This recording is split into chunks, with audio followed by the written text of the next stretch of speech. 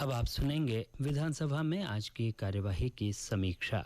इसका आलेख तैयार किया है वरिष्ठ पत्रकार श्याम सुंदर शर्मा ने। राज्य विधानसभा में आज कृषि मंत्री लालचंद कटारिया ने प्रदेश में ओले गिरने और अतिवृष्टि से फसल खराबे पर सरकार की ओर से बयान रखा। उन्होंने कहा कि अतिवृष्टि से उदयपुर, चित्तौड़, गंगानगर, हनुमानगढ़, अजमेर, जयपुर, प्रतापगढ़ सहित विभिन्न जिलों में खराबा हुआ है। इसके लिए सरकार ने विशेष गिरदावरी कराने का निर्णय लिया है। उन्होंने कहा कि ओलावृष्टि से उदयपुर, बेगूं, पाली, जैतारण में फसलों को व्यापक नुकसान पहुंचा है।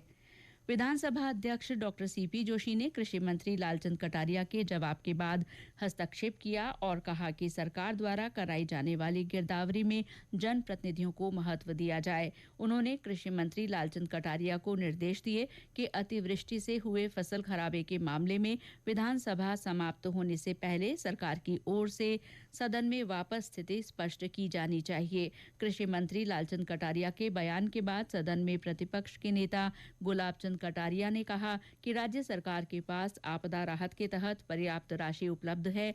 ऐसे में अतिवृष्टि से पशुओं के नुकसान और घरों में टूट फूट का तत्काल मुआवजा दिया जाना चाहिए। उन्होंने कहा कि उदयपुर में पहली बार ओलावृष्टि से इतना अधिक नुकसान देखने को मिला है। उन्होंने कहा कि मावली और वल्लभ नगर क्षेत्र में जेसीबी से ओले हटाए गए हैं। उन्होंने कहा कि सरकार को अतिवृष्टि की विस्तृत रिपोर्ट एक बार फिर से सदन में रखकर राहत की घोषणा करनी चाहिए। भाजपा विधायक दल के उपनेता राजेंद्र राठौड़ ने कहा कि एसडीआरएफ के तहत राज्य सरकार के पास 19,000 करोड़ रुपए मौजूद हैं। इससे पीड़ित किसानों की तत्काल मदद की जानी चाहिए। उन्होंने कहा कि विशेष गिरदावरी हो रही है, लेकिन जनप्रतिनिधियों को कोई जानकारी नहीं है। भाजपा विधायक चंद्रभान सिंह आक्या ने कहा कि चित्तौड़गढ़ जिले में अतिवृष्टि से व्यापक नुकसान हुआ है। उन्होंने कहा कि उनके क्षेत्र में अफीम की फसल पूरी तरह से चौपट हो गई है। राष्ट्रीय लोकतांत्रिक पार्टी के नारायण बेनीवाल ने कहा कि ऑनलाइन गिरदावरी में जनप्रतिनिधियों का सहयोग नहीं लिया जा रहा है। उन्होंने कहा कि उनके क्षेत्र में जीरा और ईसबगोल की फसलें चौपट हो गई हैं। माकपा के गिरधारी लाल ने बीकानेर संभाग में अतिवृष्टि से हुए नुकसान का जिक्र करते हुए कहा कि सरकार को किसानों को मुआवजा दिलाने के लिए गिरदावरी करनी चाहिए। इससे पहले विधानसभा में आज राज्यपाल के अभिभाषण पर धन्यवाद प्रस्ताव पर बहस शुरू हुई। कांग्रेस के जगदीश शर्मा ने इसकी शुरुआत की। उन्होंने राज्यपाल के अभिभाषण का समर्थन करते हुए कहा कि सरकार की कल्याणकारी योजना के कारण आज गरीबों को 2 वक्त की रोटी मिल रही है।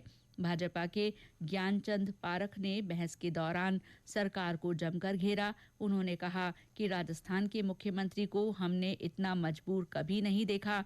एक तो कोरोना और एक उनकी पार्टी का कोरोना, ऐसे में प्रदेश को संभालना मुश्किल हो गया है।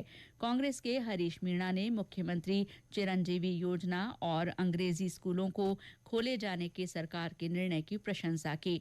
उन्होंने मांग की कि इंदिरा रसोई योजना को पंचायत मुख्यालय तक खोला जाए। राष्ट्रीय लोकतांत्रिक पार्टी के नारायण बेनीवाल ने सरकार से मांग की कि वाणिज्यिक बैंकों का कर्जा माफ करने के मामले को लेकर मुख्यमंत्री को कोई निर्णय लेना चाहिए। उन्होंने राजस्थानी भाषा को मान्यता दिलाए जाने की पुरजोर मांग उठाई और कहा कि इस मामले में केंद्र पर दबाव बनाया जाना चाहिए। निर्दलीय विधायक सुरेश दास ने अपने विधानसभा क्षेत्र किशनगढ़ में सरकार द्वारा कराए जा रहे कार्यों की तारीफ की और कहा कि उन्हें पर्याप्त विकास का अवसर मिला है। राज्यपाल के अभिभाषण पर बहस के दौरान भाजपा के वासुदेव देवनानी ने मुख्यमंत्री अशोक गहलोत और पूर्व उप मुख्यमंत्री सचिन पायलट की खेमेबंदी को लेकर सरकार पर निशाना साधा। भाजपा के सुमित गोदारा ने सरकार को जमकर घेरा। उन्होंने कहा कि पटवारियों को सरकार के निर्देश हैं कि अतिवृष्टि से अधिक खराबा नहीं दिखाया जाए। इसके चलते किसानों को हो रहे नुकसान का मुआवजा नहीं मिल पाएगा। विधानसभा में शून्यकाल के दौरान नियम 295 के तहत भाजपा के वासुदेव देवनानी ने अजमेर के कोटड़ा और हरिभाऊ उपाध्याय नगर के बीच तेलंगाना सरकार द्वारा अल्पसंख्यक वर्ग के बच्चों के लिए बनाए जाने वाले छात्रावास का विरोध किया और उसके लिए जमीन नहीं देने की मांग उठाई।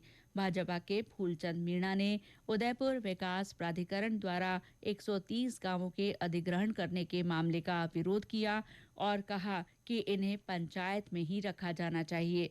बीटीपी के राजकुमार रोत ने उदयपुर में मनरेगा के तहत सामग्री और इस कार्यक्रम में भुगतान नहीं किए जाने का मामला उठाया। भाजपा के अविनाश ने जैतारण क्षेत्र में चल रहे सीमेंट प्लांट के सीएसआर का पैसा जैतारण विधानसभा क्षेत्र के विकास में ही खर्च किए जाने की मांग की। कांग्रेस के मदन प्रजापत ने पचपदरा क्षेत्र में खाली पड़े पदों को तत्काल भरने की मांग की। भाजपा के संजय शर्मा ने अलवर जिले में सीवरेज के बाकी काम को कराए जाने की मांग रखी। निर्दलीय विधायक ओम प्रकाश हुड़ला ने सैनी समाज के आरक्षण का मुद्दा उठाया और आंदोलन के दौरान दर्ज हुए मुकदमे वापस लेने की मांग की। विधानसभा अध्यक्ष डॉक्टर सीपी जोशी ने आज सभी स्थगन प्रस्ताव नामंजूर कर दिए और कहा कि सरकार आज अपना वक्तव्य देगी, उस समय सभी विधायक अपनी बात रख सकेंगे। प्रतिपक्ष के नेता गुलाब चंद कटारिया ने विधानसभा अध्यक्ष डॉक्टर सीपी जोशी से मांग की कि विधायकों को बोलने के लिए पर्याप्त समय मिले। इसके लिए विधानसभा की कार्रवाई रात 8 बजे तक चलाई जानी चाहिए।